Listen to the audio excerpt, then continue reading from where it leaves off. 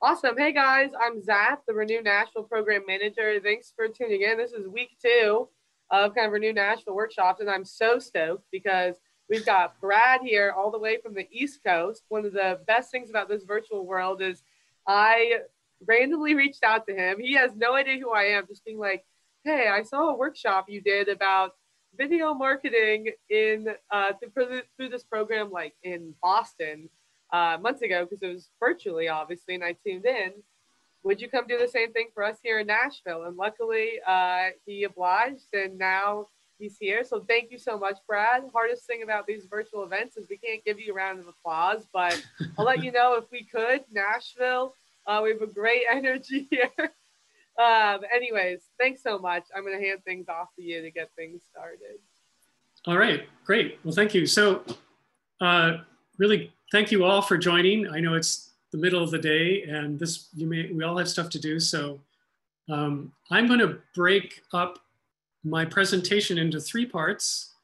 I have some slides to share where I'm going to describe kind of the landscape of the video world as I see it these days, and give you a couple of case study examples of what I see working really well now that any one of us, any one of you can do quite easily. And then I'm going to put the slides away and go a little bit deeper into exactly what you need to be looking at doing in terms of if you're going to be doing video marketing for your business, sort of some of the very basic things that you can take a look at, which will make a huge difference in how you're able to actually reach the audience you want to reach.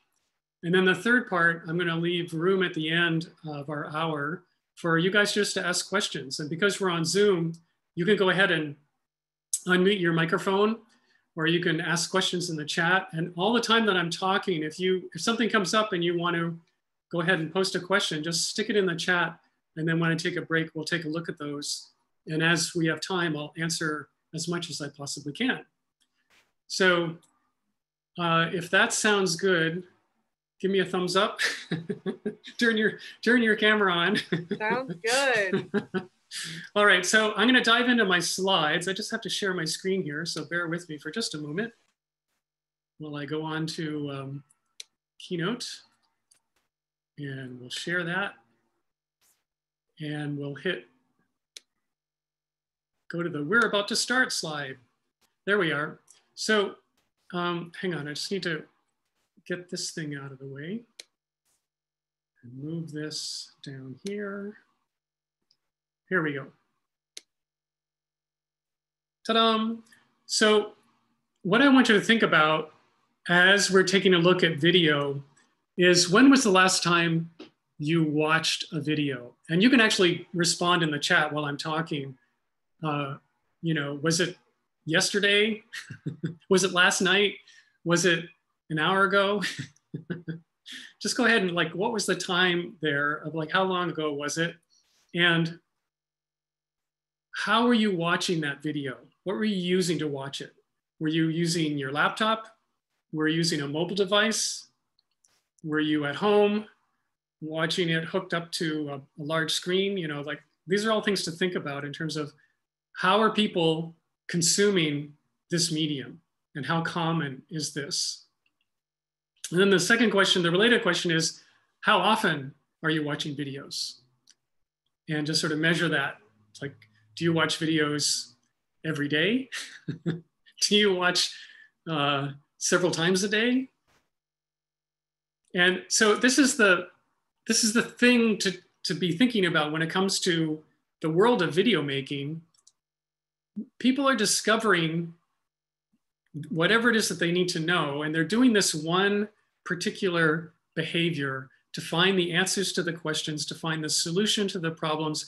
If they're looking for some way to solve a pain point that they have in their life, and your business is that solution, and the work that you do is the solution, they're doing this one thing to try and find out if you can help them. And the thing is this, they're scrolling on their phone. And they basically are holding their phone up and they're moving their finger up and down.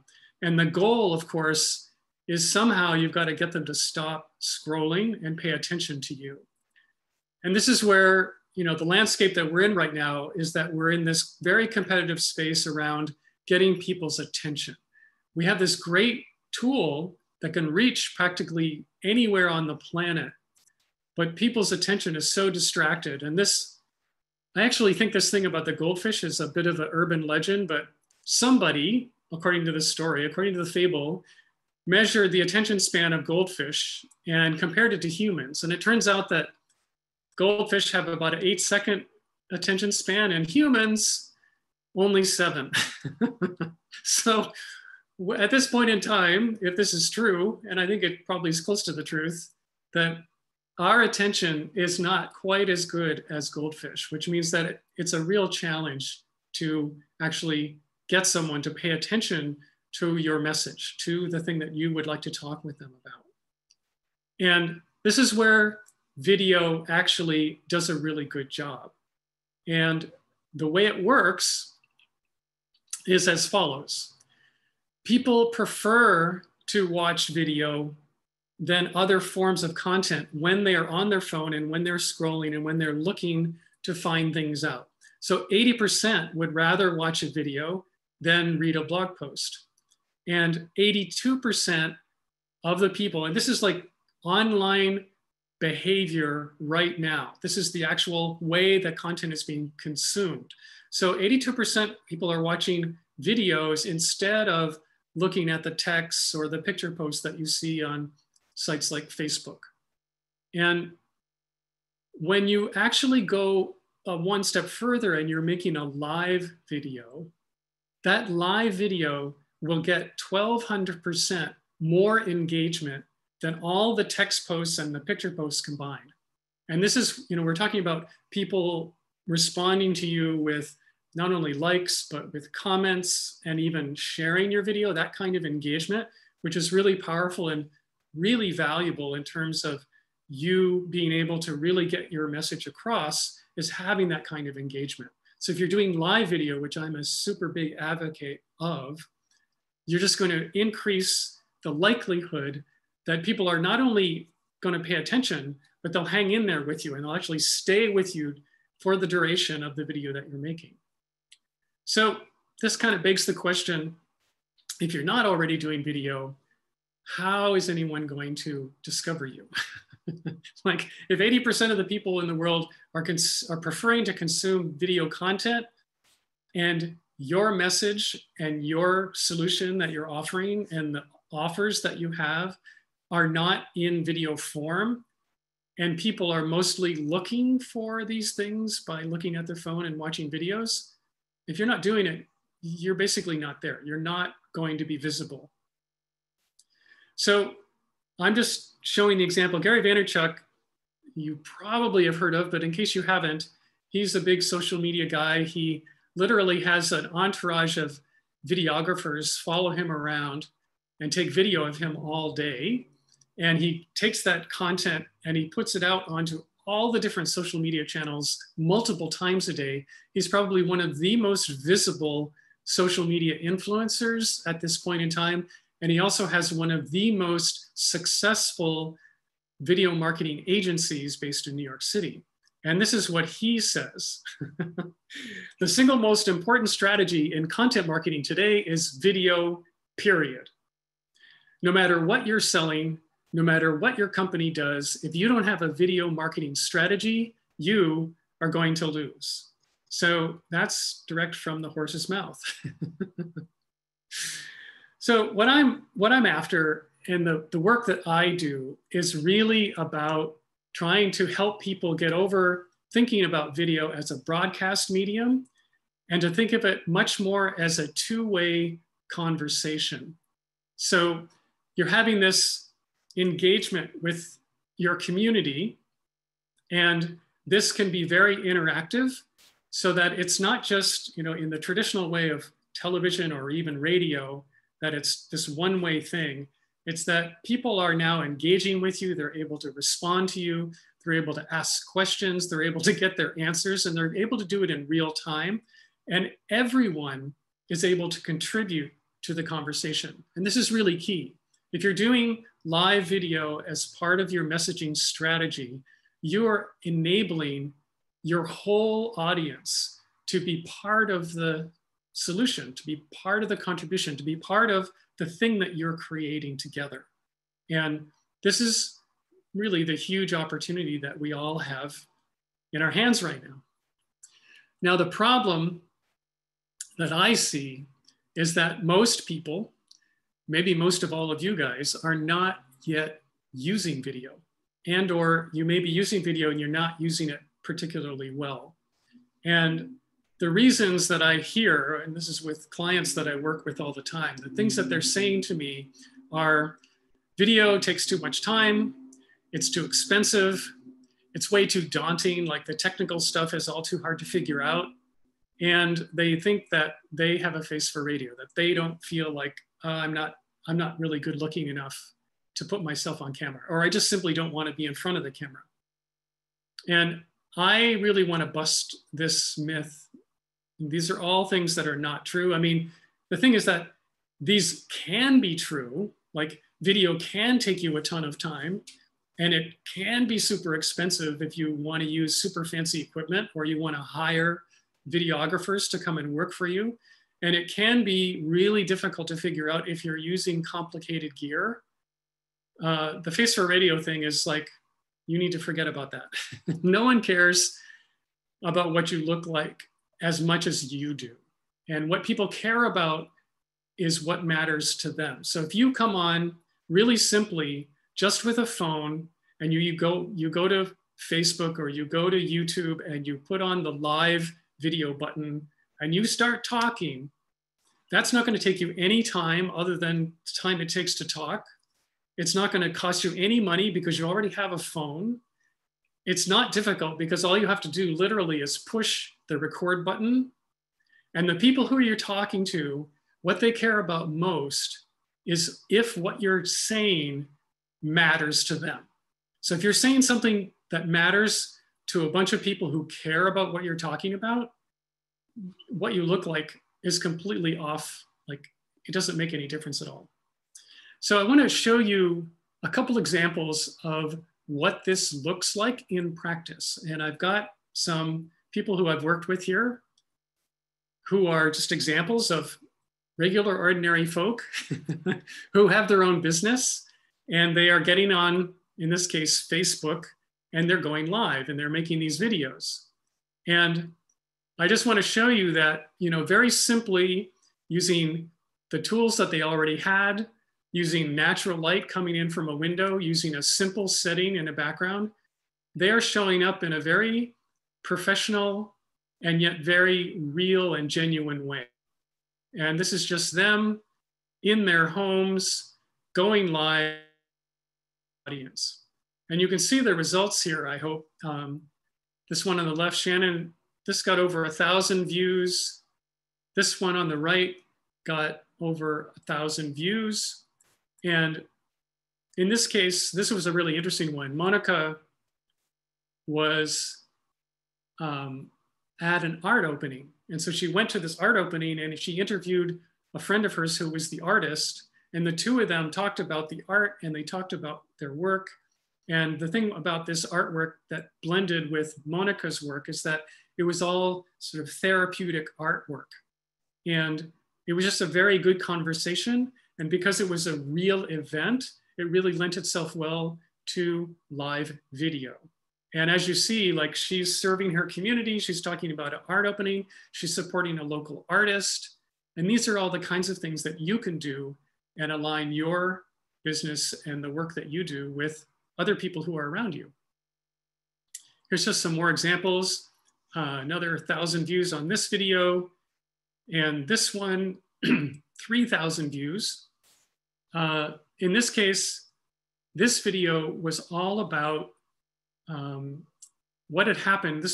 Dan lives down in South Florida, and this video was made right after Hurricane Irma, which had come through her hometown.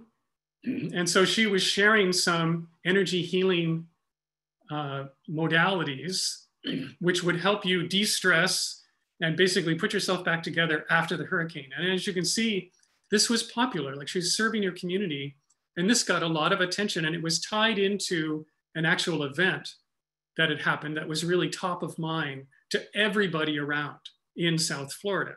So a lot of people tuned in, and this got a lot of response. And the last example I'll share is, this is something that I did. Basically, I'm speaking in front of an audience, and this is pre-pandemic, but we'll be able to do this again in the future. And what I did in this case was that I went live to the room while I was talking. And so if you have a talk planned, like a pre-planned, speaking engagement, at any kind of speaking engagement, any group of people that you want to talk to, you can go live while you're doing it and live stream the experience of your presentation. And what you can do here is that you can then get the people in the room to engage with you, like literally pull out their phone and comment and share the video and so forth. And so this is a room full of maybe 50 people. And as you can see, I reached over 3,000 people and had over 1,000 views, basically turning the audience of 50 people into an audience of well over 1,000. So hopefully I want to, move you from being freaked out about video, from being freaking awesome. And I want you to sort of future pace yourself for just a moment. Imagine that you decided starting today that you're going to make video and you're going to start doing video once per week. And so you start doing this all during the time that we're still closed down. And then at some point in the future, sometime next year, we're now able to move about freely and easily and go anywhere we want. And you show up at one of your local cafes and you sit down and somebody comes running over and goes, "Oh, I know you. You're that person who's been doing all those videos for the last, 4 to 6 months. I love your work." And this will happen. Like this, what would that do if you had that kind of recognition in your community? What would that do for your work? What would that do for your business? What if you had, literal fans who were looking forward to meeting you in person? And, when you do this, just as I demonstrated, all of the people that I just showed you, all those examples, they're literally talking about the thing that they do, and they're talking to hundreds of people every time they go live. And they're getting that group of people to like them and to trust them, virtually, completely virtually, which at this point in time is one of the only ways that you're going to be able to do this in terms of getting your message out and actually meeting people at any kind of scale. And you can have your videos out there, like once they're live, they're out there 24/7. It costs you no money to do this. It's like a $0 marketing budget. And your business can become wildly profitable as a result of doing this. You will get leads and you will get clients and you will get customers. This is what I see again and again and again with people who are consistent in how they present. So the question is, if you knew for certain that your videos would completely benefit your clients or your customers and also double your profits, if you knew that this was going to happen for certain, how many videos would you make? And go ahead and take a minute and stick that number in the chat. How many times would you go live every week? If you knew for certain that what you were doing through the video was actually going to benefit the people who you were talking to, and at the same time, at least double your revenue, how many of these would you be doing? So I'm going to show you one more example here, which really is an example of how you can do this so that it's really easy and it is inexpensive and it will actually save you time over the other kind of social media marketing or content marketing that you may already be doing. So you basically start with video. You start with a live video, and everything else comes from the live video that you create. So here is an example of a woman who I worked with a couple of years ago.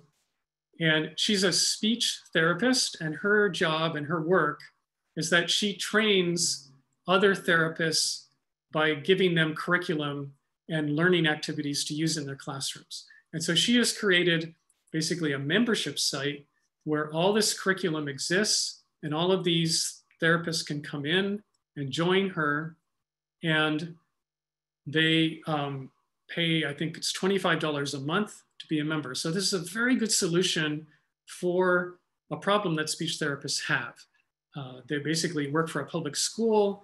They don't get paid a lot of money. They absolutely don't have a lot of time to, take off and do professional training. They don't have any budget to go to a conference or other place where they might get this kind of education or this kind of professional development. And so Carrie's solution is really affordable, and they can do it on their own time. And it's just filled with all kinds of really helpful content for these therapists. So when Carrie came to me, she wanted to produce a weekly live video series that she turned into a show that she called The Speechy Show. And so what you see here are a bunch of thumbnails, which were different videos from her show.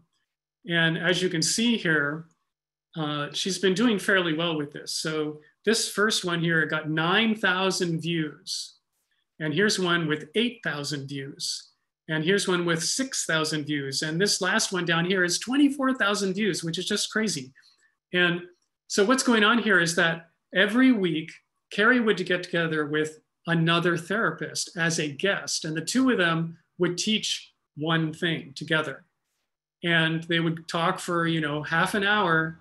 And when they were live, what would happen is that each guest, who also had a Facebook following, would share the live stream in real time to her following. So each week, Carrie grew her audience by bringing in the followers of the guest from week to week to week. And so her audience grew and grew and grew until now, like at this point in time, Carrie's making somewhere between $35,000 to $40,000 per month off of her membership site, off of this $25 a month product. And literally she's become like this Oprah of speech therapy. She's like the talk show host in North America for speech therapists.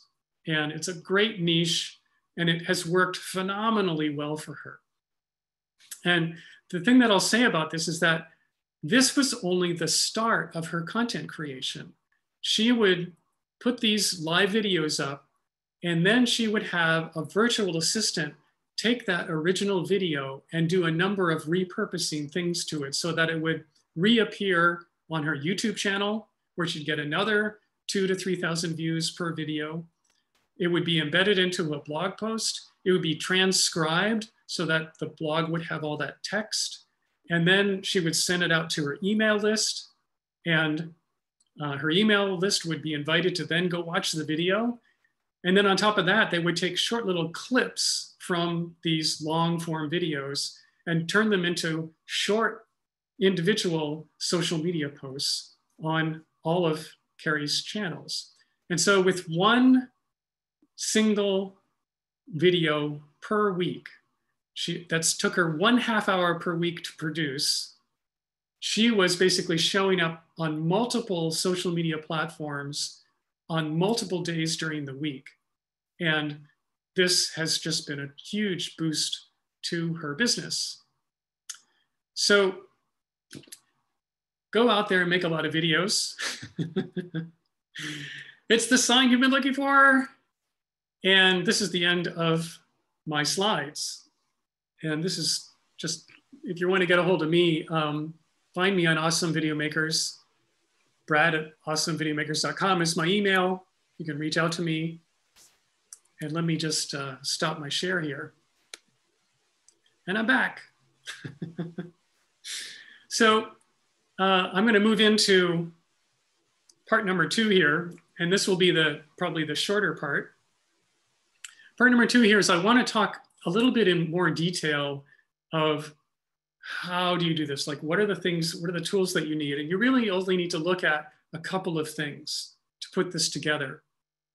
The first thing is you need to get yourself set up like you currently are, so that you're facing a camera and you're in your home studio, and that you sound good. That's the most important thing. You probably need a external microphone so that your audio is good, and that you look good. And the best way to make yourself look good is with good lighting. And the simplest way to solve the good lighting issue is to sit yourself down in front of a window so that you have just natural light beaming in on you from the window. And there's a number of ways that you can put yourself in your local, like in your house, and you just basically want to look around your house and see like, where in my house is the best place for me to set up and get the best light. And you can literally walk around with your phone and take trial videos and trial pictures of yourself in different locations and see which place looks best. And then when you find the place in your house that looks the best, that's where you want to set up to shoot your regular live streams. And let's see. The second thing that you want to do is you want to find this tool that's called Restream. And when you go live and you go live through your laptop, you want to use Restream, which will allow you to stream onto any channel that you want to. You can stream onto Facebook. And when you're on Facebook, you can stream on your profile and your business page and your group page all at the same time. And after that, you can stream onto LinkedIn, you can stream onto YouTube, you can stream onto even Instagram. And this tool, Restream, allows you to reach and be broadcasting to all of these different locations. And basically you want to pick the locations where your audience prefers to be. And you can stream to all those places simultaneously using this tool. And this tool is relatively new. It's only come on in this last year. And now that it's here, man, it's amazing. Like we're unlimited in terms of where we can be and who we can be talking to. And the idea of radically expanding your ability to reach people exactly where they are, to reach the different folks, exactly where they are, this tool will let you do that. And once you've done that, like basically you're producing, let's say once a week, you go live and you're giving your main piece of content once per week, turn it into a series. And this is a mindset thing. You want to be thinking about the video content that you're doing in the way that you will be thinking about producing a podcast. And this is very few people think about video like this. But if you think about your video the way podcasters think about their podcast, and that they treat it like a show, they treat a whole series of episodes like a season, and they create a theme and a narrative arc for the kind of information that they're sharing.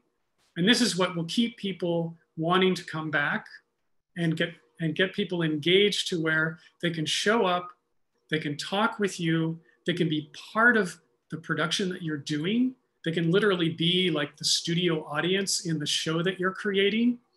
And you can bring on guests and they can have direct access live in real time to the guests that you're presenting and sharing.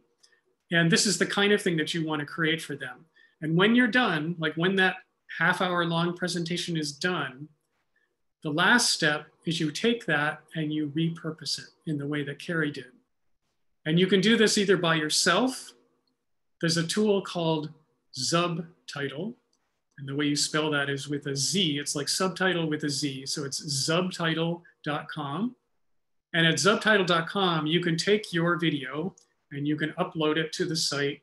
And then it will turn it into social media friendly posts. And it will do things to it, like you can put a title above the video and you can put captions down below the video, and it'll automatically create captions for your video.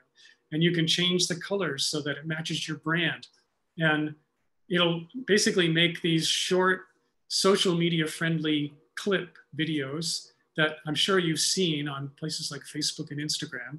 And, or it can make narrow ones for Instagram stories and IGTV. And this is a really cool tool. It's very inexpensive. And if you want to take the time to do it yourself or hire a VA to do that for you, you can use this tool to then repurpose your big videos into short little clips that people will consume. And it basically is acting like a teaser for bringing people to your main event, your weekly series. The other possibility of doing this repurposing is to use a service that's called Repurpose House. And Repurpose House, basically you just send them your video and they do it all for you. And so if you have a budget for this kind of thing, you can just send it off there. But the idea is that with one piece of content, 1/2 hour length of content that you do, you hand this off, and now you're going to be posted up all over the place all week long. And so you now achieve Gary Vaynerchuk-like visibility on social media.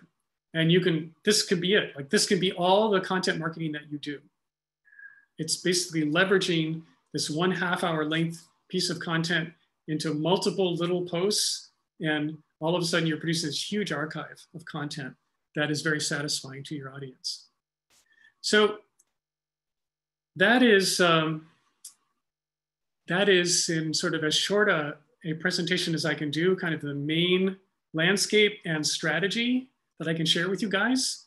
And I'm just going to open it up for Q&A. I haven't had a chance to glance at the questions. Maybe if you've seen some questions there, Zap, you can just read them out loud and I'll answer them. Yeah, it's been mostly comments so far. Okay. But I'm sure we'll get some questions. What do folks have for us? Luckily, we have some people who turned their videos on. They were inspired, I suppose.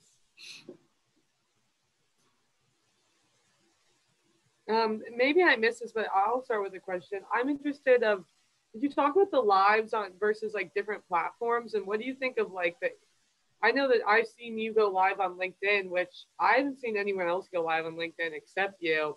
And now LinkedIn added these LinkedIn stories. So maybe like stories versus live as well. And what you think is correct content for which piece. So that was a couple of questions. Okay. Well, the thing about LinkedIn Live is that they're being very stingy with allowing people to go live on LinkedIn. So you have to apply and be accepted. And I have no idea what criteria they have for choosing, but only a relatively small number of people at this point in time have been allowed to do their live streams. But you should apply. I've encouraged all of my clients to apply, and many of them have actually been accepted, and now they're streaming on LinkedIn. So by all means, go just search for basically on Google, just put how to apply for LinkedIn Live, and that will bring you to the page where you can fill out an application form and apply, and then it will allow you in. Now, what kind of content should you do?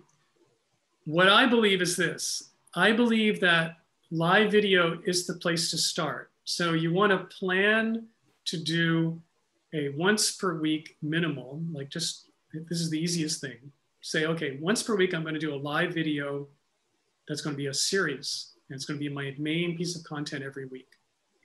And from that one long, like half hour long or even hour long piece of content, you will have many, like 6 or 7 1-minute clips or 2-minute clips that you can take out of that long form content, whether it's from something that you said or something that a guest said. You can take those shorter things and you can turn those short clips into stories, into IGTV, into a 3-minute YouTube video, into like whatever you want. In fact, you can design the half-hour length piece of content so that somewhere in there you've planned to say, okay, well, this section here, this is going to be the YouTube video. Now I'm going to Like I'm gonna say, I'm gonna cover 3 tips on how to solve this problem, boom, and start talking. 3 minutes later, you're done and you can go on to the next thing that you're gonna talk about. But you can put this together so that when you're done, you have all the content for all the places that you want.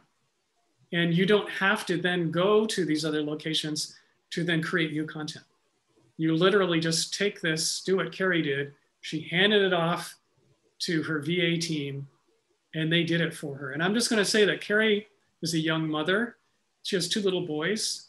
And when she first started working with me, her youngest was, I think, about 8 or 9 months old. You're just really a little baby. And she didn't have any time to do what she was doing.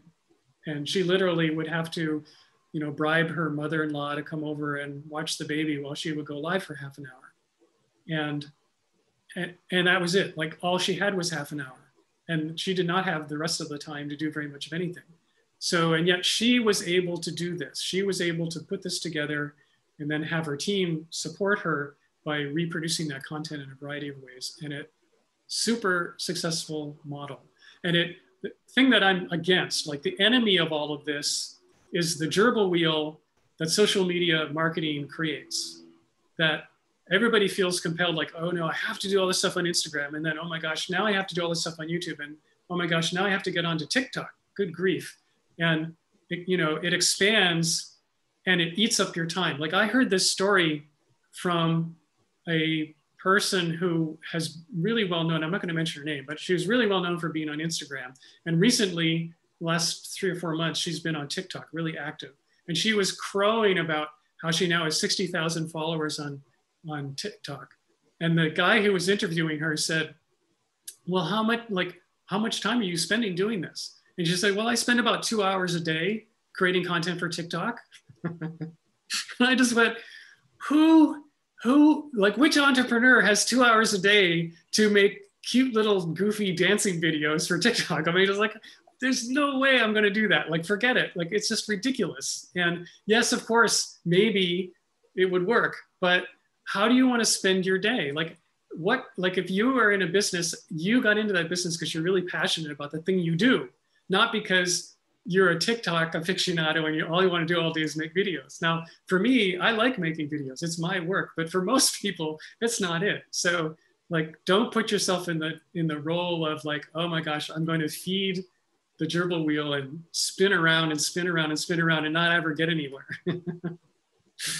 Yeah, this leads to an interesting question from Sarah, though, is there any concern over people are seeing the same content on all the different platforms and it's like the same thing everywhere, so why should they follow you on all of them? Or maybe... Well, they're not. First of all, people don't jump around from platform to platform in the way that you think. There are people who, they go onto Instagram and that's their main place. Like this is the preferred platform. And there's a demographic thing, like, my daughter, who's 16, she likes Instagram. She will never go to Facebook.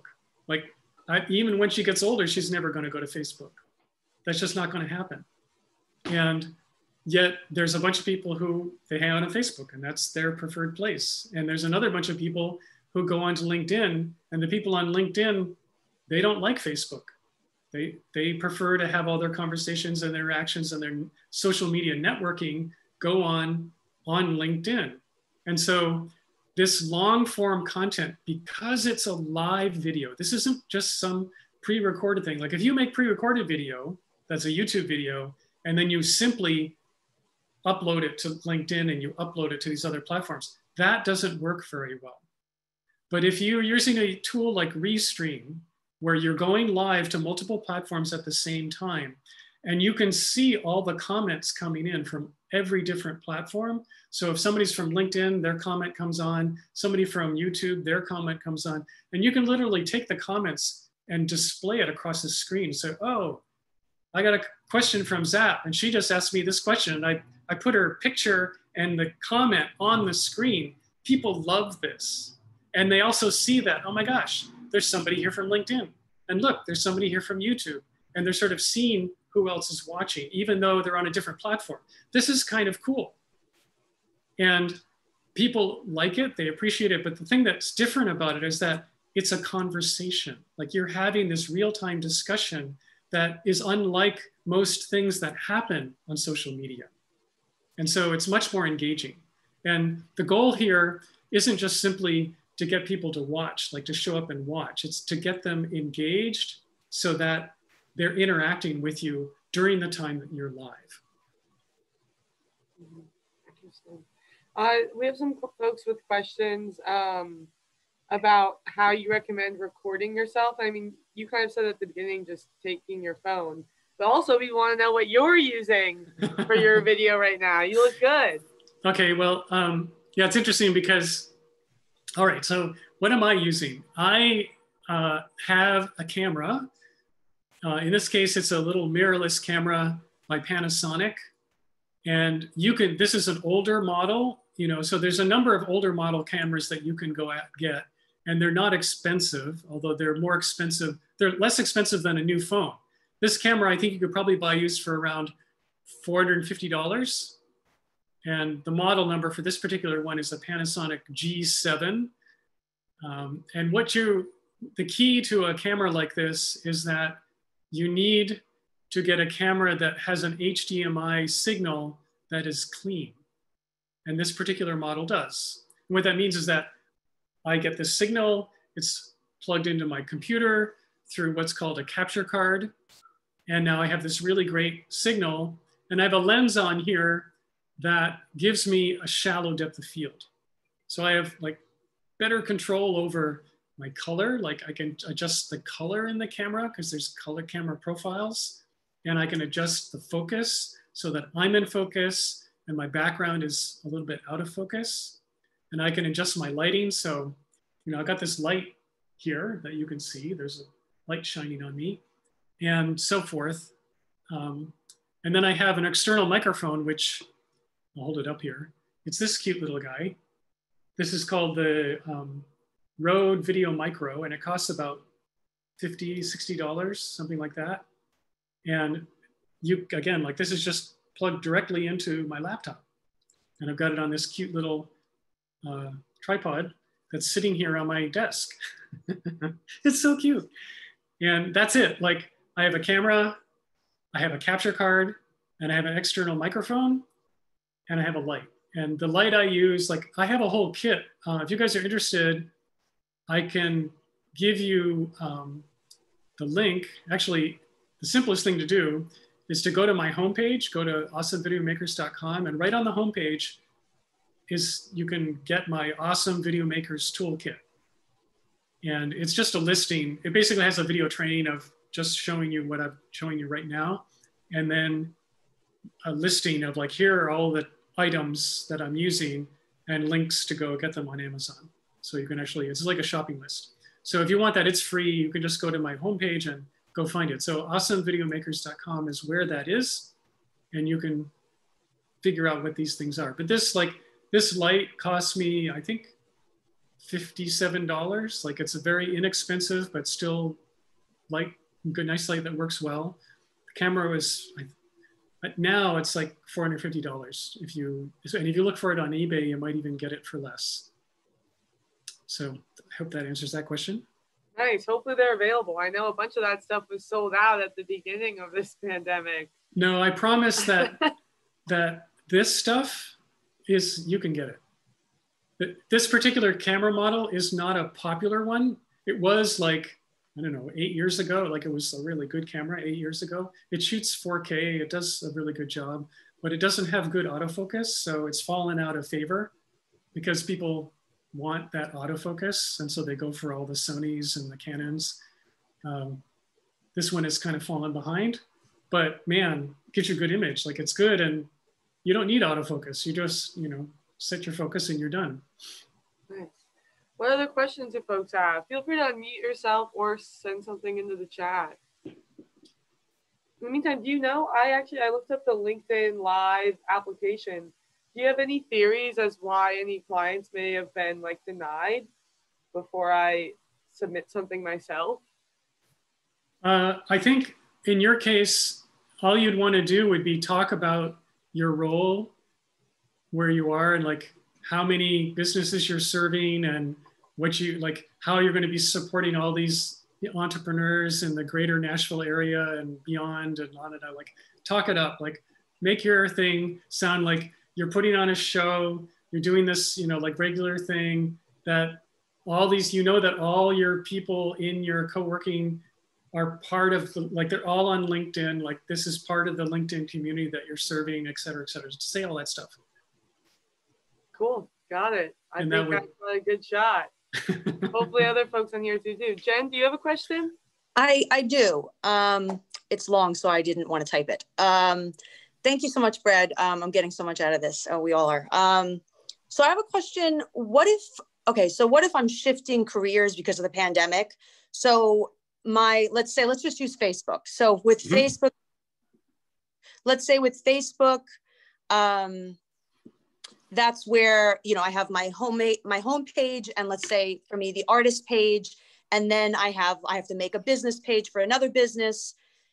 And at this point, as I'm saying, well, I've had my businesses offline, but now I have to create this new business online. So when you're saying about the live stream, because I'm just thinking about, okay, once a week, for instance, so I'm a mindset coach / declutterer. So that's where my new business is, right?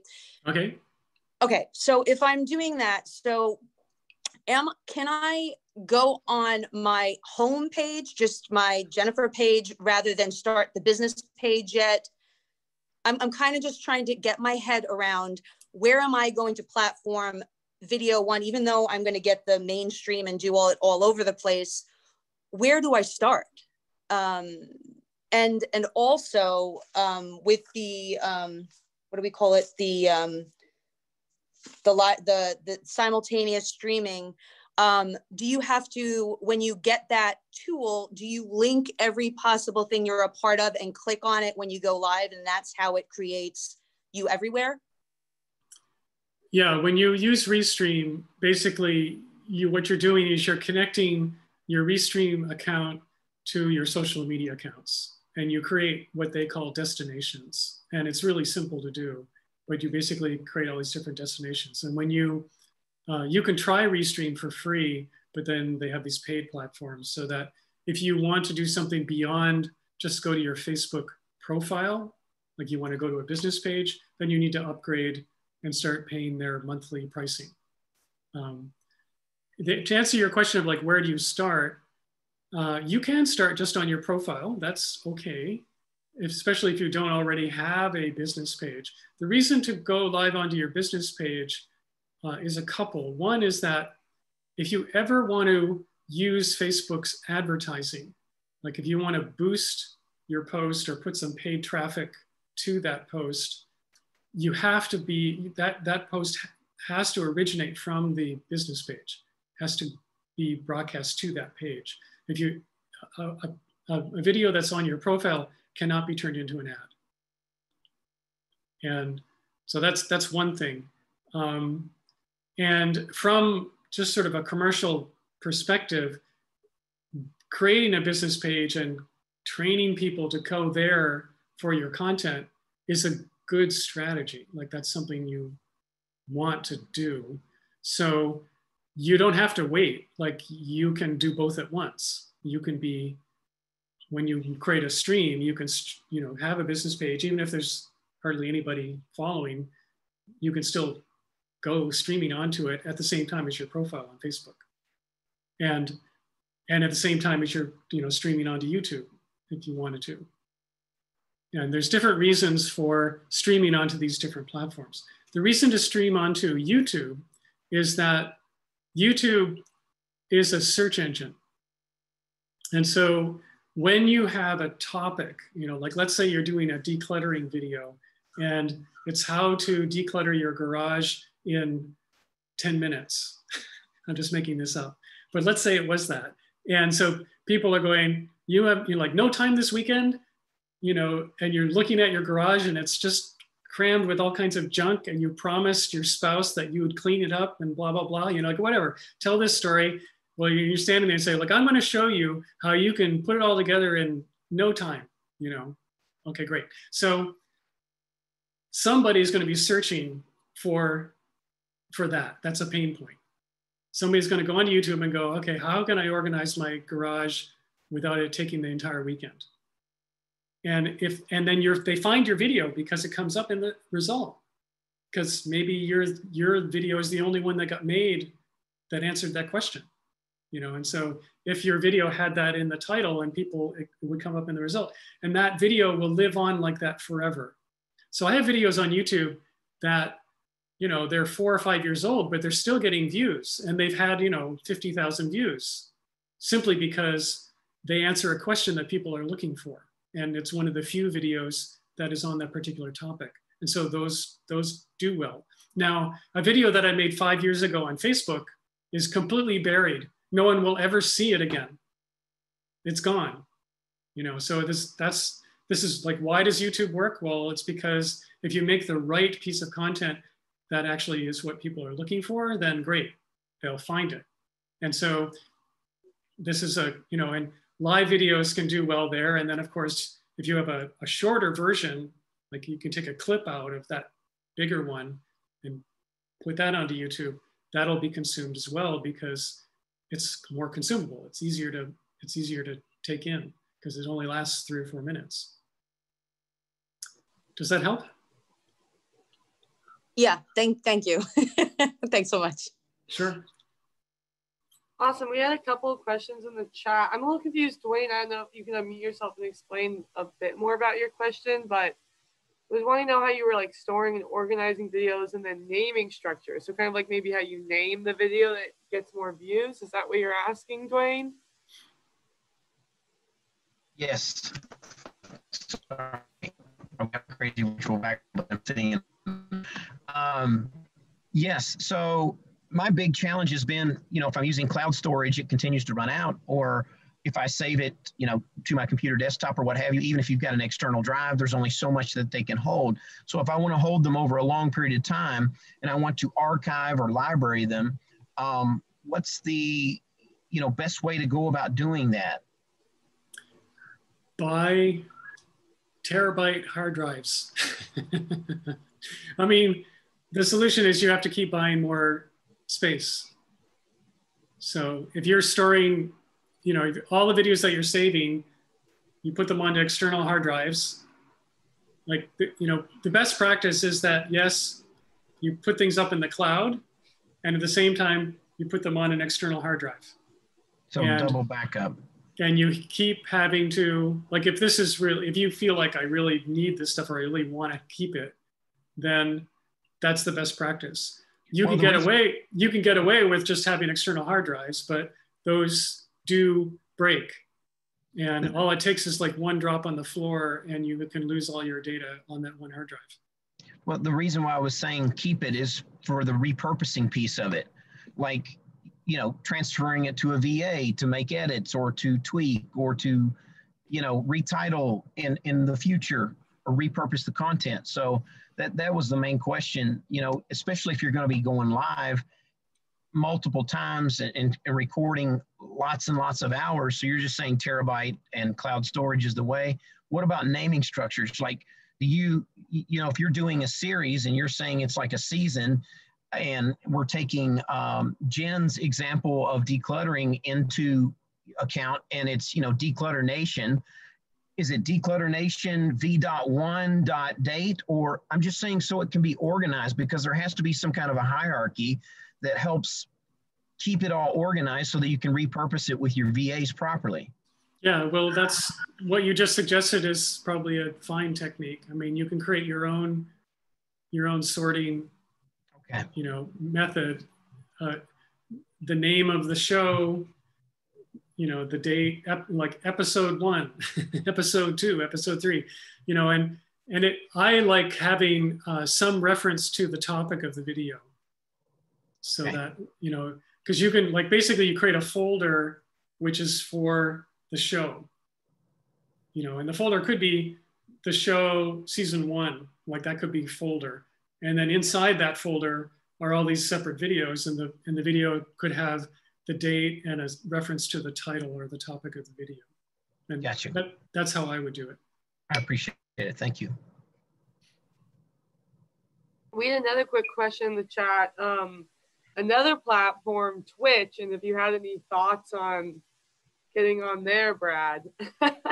Well, Twitch is a very promising platform. I mean, obviously it's really big with gamers, but it's now open so anyone can use it.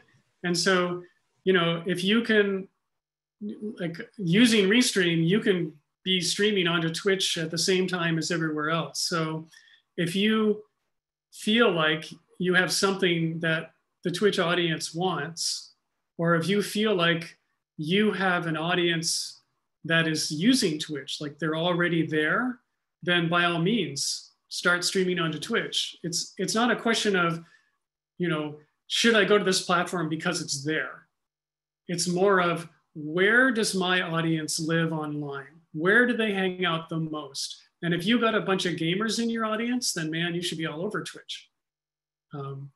Or if there's some other segment of that population, of like, you know, if there's a bunch of people who are, or who are the people who would do your thing, and they live on Twitch, you know, like this is where they spend their most time, then yeah, go there, be there, do that. But if not, you know, don't bother. Awesome. Any last pressing question before we wrap up?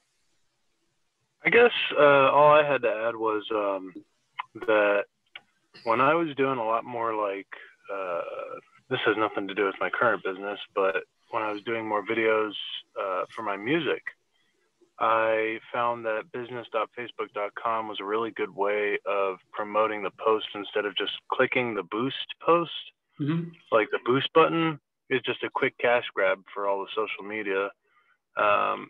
When you do it through business.facebook.com, it's a much more organized structure. It's a way better way to invest your money into promoting the videos. Like one video I did, it was just a cover video, got like 6,500 views, which was mind blowing to me because it was in a backyard with friends. And you know, put in $50 and it got that much.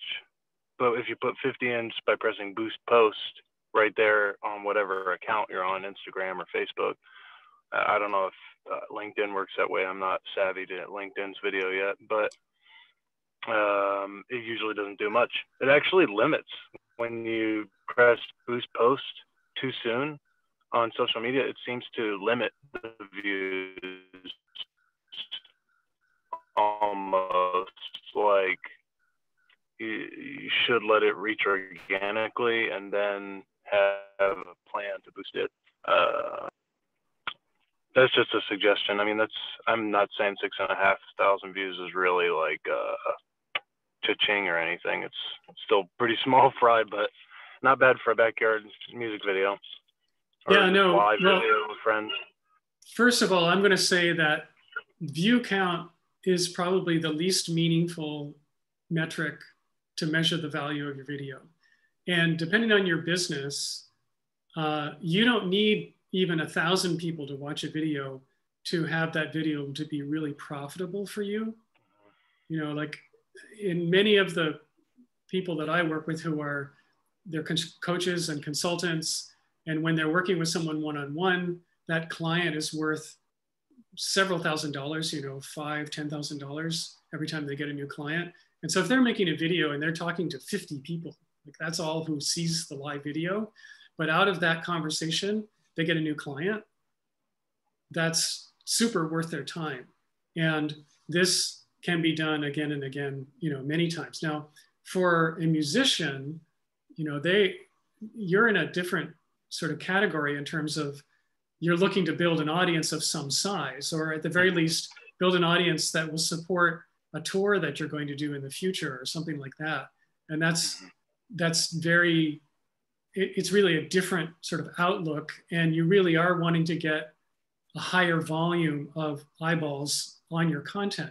And I think a really good way to do that with live video is to be a host of music events that are virtual and are seen as one of a kind because of who comes in at that, like for that one evening.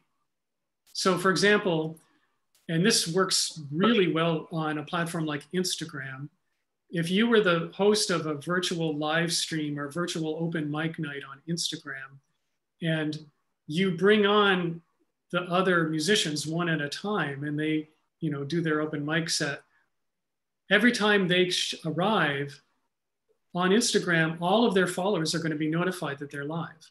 And so by the time you spend an hour and you've had 6 artists on, you've had 6 times that notification go out to all of the, so you're collectively gathering this audience of some size. And if you did that, you know, you could do that once a week and it would be pretty simple to orchestrate, and you would be building a following for your own account.